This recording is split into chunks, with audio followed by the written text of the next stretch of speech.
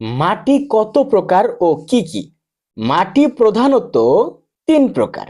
এই তিন প্রকার মাটি হলো এঁটেল মাটি, বেলে মাটি এবং দোআঁশ মাটি। তবে মাটি সর্বমোট চার প্রকার। আমরা যত মাটি দেখি, যত রকমের মাটি দেখি, সেগুলোকে সর্বমোট চার ভাগে ভাগ করা যায়। এগুলো হলো বেলে মাটি, এঁটেল মাটি, পলি মাটি এবং দোআঁশ মাটি।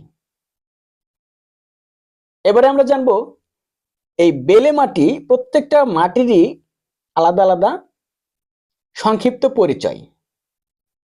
বেলে মাটিতে বালির পরিমাণ বেশি থাকে।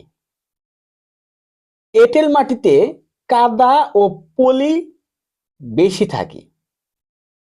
কাদা এবং পলি মানে পলি মাটি বেশি থাকে। পলি মাটি, পলি মাটিতে বেলে মাটি এবং এঁটেল মাটির মাঝামাঝি একটা সমন্বয় থাকে। দোআঁশ মাটি, দোআঁশ মাটিতে বালি অর্থাৎ বেলে মাটি, এই বালুই বলা যায়, পলি মাটি এবং কাদার মিশ্রণ থাকে। কাদা অনেকটা এঁটেল মাটির সাথে সম্পর্কিত।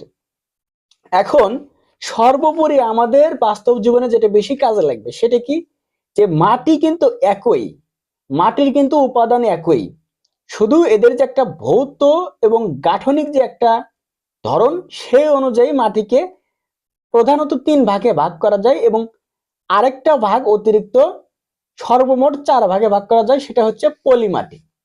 এই পলি মাটি সহ মাটিকে সর্বমোট চার ভাগে ভাগ করা যায়। এই যে বেলে মাটি, এঁটেল মাটির সমন্বয় এই পলি মাটি হিসেবে আখ্যায়িত করা হয়।